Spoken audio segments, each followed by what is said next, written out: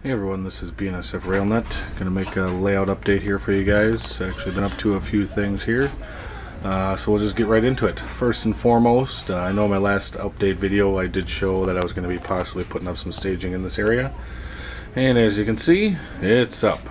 So not completely 100% secure yet, but I just wanted to see how many tracks I could get in there, which ended up being 4 full-size yard tracks and then 2 runarounds, which will also hold some engines. So it's just going to be sitting there temporary. I'm not going to secure it to the layout, just in case I do need to get at it or move it around. It'll be nice and removable. But it actually cuts through masonry right there where those 2 60s are sitting, and branches out. The actual holding tracks are going to be along the wall there where the coal cars are. And then the runaround tracks will be nearest the edge so I can handle them easily. But it holds 4 full trains as far as the engines and the cars. I can fit 4 of them in there, and then if need be I can stick a 5th over here on the outside tracks. So that's the biggest and newest thing I've actually done. So with that, we'll get back to the layout on the inside over there at that point. So bear with me for a quick second here. Sneak on in. Excuse my mess in here. I've actually been playing down here a little bit, so there's stuff everywhere, so sorry about the mess, but I'm the only one that has to deal with it. You guys just to watch. So we're back on the other inside here, and where those 60s are sitting is the tunnel portal, and it will end up, there's the switch I have not installed yet, but that'll probably be done this weekend. But they'll probably be sitting right in that area here where those 2 coal grain hoppers are. So, and then this thing's coming down. I decided not to do that at all. So with that, the next thing I've actually done was my buddy had this engine shop sitting at his house, wasn't using it, so tried to see if it was going to line up with my tracks, and it did. So I threw it on there, and it works. Just got to weather it up and play with it a little bit more. So, and then the other thing too is basically the diesel pad. I laid down styrene, which is just laid on there right now, so just to kind of get the spacing. I'm not sure if I'm going to stick with the styrene or use like Walther Smooth It or just regular whatever you call that stuff, the plaster. There we go. So, but just wanted to see what it would look like, get the effect of the concrete pad around the diesel shops. Got the wooden dowels in there for the sanding towers, just to make sure the spacing is correct for the pad. Fueling racks will actually go in between, obviously. So, but that is that. I also did some little detail parts here, just for S's and G's. I threw some rotary beacons on the couple of the cabooses. One of my friends is an engineer and a yard master at BN, and asked him if I could put rotary beacons. He's like, yeah, they had them on there, so figured what the hey, I'll throw some on there. It gives it a little more to look at on top of the caboose. So threw some AC units on top of the trackmobile, and this one is actually in the process of being turned into a remote control unit. I want to say the number series, I don't know off the top of my head, 1800 something, but I got the picture upstairs in the computer, which I'm going to be doing this one up to. So it actually has the backwards AC units on the front there. Move the horn already. This one actually was kind of blotchy as far as the number covering goes in the back, so looks like the real thing, so we'll just keep it that way. The only thing I have to do is remove the BN Herald, renumber it, and then put the BNSF below and all the other stickers. So that is that. The other big thing I have been doing is my friend Jeff and I have actually been weathering quite a bit here lately. So this is not my weathering here, this is actually Al's. This is the first custom monster piece ever that he did way back probably 3 or 4 years ago, but still sitting there, not for sale. That's a keeper. So this is one of the projects Jeff is actually working on here, sitting in the shop. Just needs to be renumbered, some final touch-up work on it, but a real beat up GP39. I think it's an M or E, one of the two. It's a rebuild GP38-2, so that one's coming along quite nicely. Some of my coal cars, I've actually weathered all my coal fleet in the past day or two. Not too much detail goes into the coal cars. You just sprinkle with the airbrush and call them good. This is one of my engines that I actually started up doing. It's not completely finished, but kind of get the idea. A Kato. So then running down here, again, some more of the coal fleet. You can see it's all weathered. So rather than that nice shiny look, kind of dulls them down, makes them look like they've actually been running on the railroad. So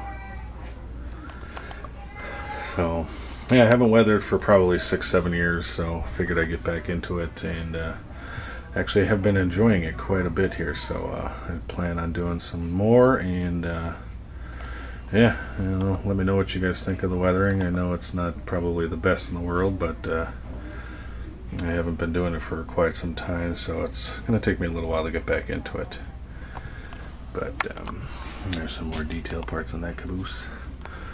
One of the other things Jeff has actually been working on here, I had these custom finishing products, whatever they are, they're pewter kits, but I had these sitting in one of my desks for, God, 10 years.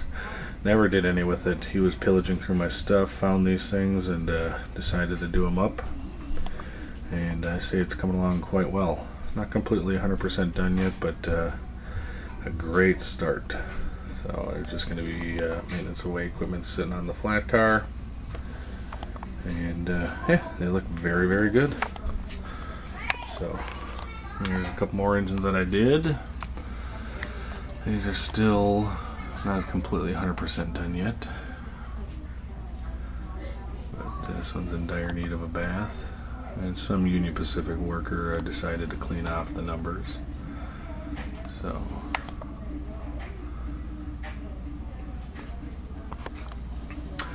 and moving around this way, the old diesel shops are now going to turn into a maintenance away area. As you can see with the drawings on there, dirt parking lot, concrete pad for the doors, and then there's just going to be random miscellaneous maintenance away stuff you typically find around the rail yard shops. So, and then moving along here, we're getting into some more of the engines that I have weathered. I don't know how well the light is picking up on these, so I apologize if it's not too well, but we'll zoom on in here. But these are some of the engines I've been weathering the past few days. Turned out quite well, I think. They look pretty good. And then this one back here. The only thing I need to add on now is the alternating safety stripes, the reflective striping now. That's standard equipment on all engines. But I'm happy with the results.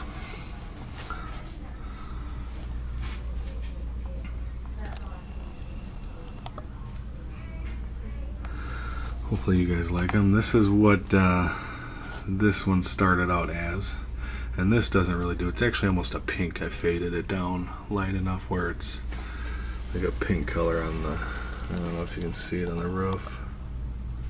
It just doesn't seem to be picking up in the camera. Hopefully when I upload this to the computer it will work a little better, but that's what it started out at, and then that's what it turned into. Again, same with this one.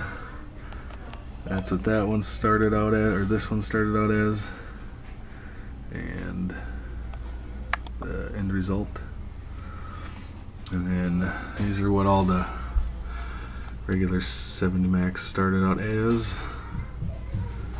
and getting into this one. And this is a Kato, which is like that one. And this one had a fairly large engine fire on the side.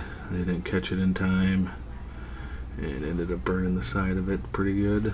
So just a little bit of variety rather than just your typical engines running down the road. And then this guy has seen better days. But Jeff started out with the paint peeling, which is the light green stuff, and then I took over with the rusting and the airbrushing on the rest of it.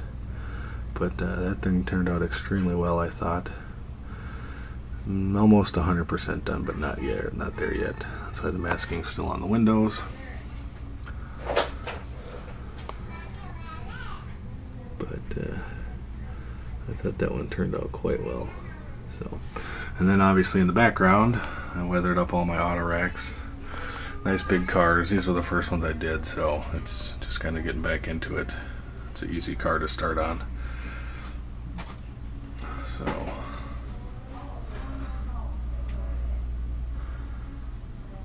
But all been done by airbrushing. There's no chalks yet. Still haven't gotten into those. I gotta find them actually first, so. But this is just all airbrushing on these things. Sorry for the shadowing. But I think they turned out pretty well. They look a little better in person, obviously, but I don't know if the video camera does justice, so. But there again, there's the engines, new and weathered. And then I'll finish off with another string of coal hoppers that I did. Like I said, the coal hoppers, there's not too much detail put into them. God, I think I have like 130, 150 of them, and I bet you all of them were done within a matter of probably 2 to 3 hours. So just a little assembly line type process. Put them on the track, run them by, and weather them on up. So. But that is what I've been up to. We'll get more work done on this area back here, hopefully this weekend. Get it wired up, powered up, and ready to go, so I can at least get some of the trains off there and throw them in the storage. So, other than that, look for some new updates soon, and thanks for watching, and we'll talk to you guys soon. Bye-bye.